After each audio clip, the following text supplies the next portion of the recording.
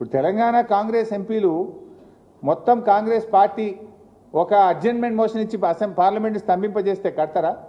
లేదు 8 మంది బీజేపీ ఎంపీలు మా తెలంగాణకు అన్యాయం జరుగుతుంది మేము రాజీనామా చేస్తామంటే దెబ్బకు దిగిరాదా ఢిల్లీ? ఇవాళ ఎందుకు చంద్రబాబు నాయుడు చేతుల్లో ఢిల్లీ ఉంది? ఎంపీలను చూసుకొనే కదా.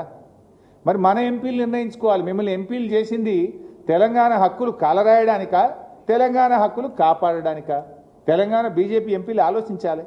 ఇలా ప్రజలు ఆలోచిస్తున్నారు.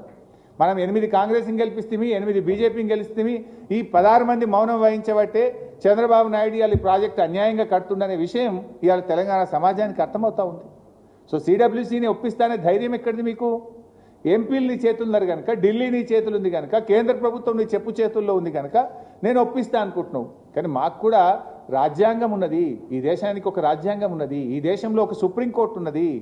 హక్కులను కాపాడడానికి సర్వోన్నత న్యాయస్థానం మీద మాకు నమ్మకం ఉన్నది. అవసరమైతే సర్వోన్నత న్యాయస్థానానికి వెళ్తాం. మా రాష్ట్ర హక్కులను మేము కాపాడతాం.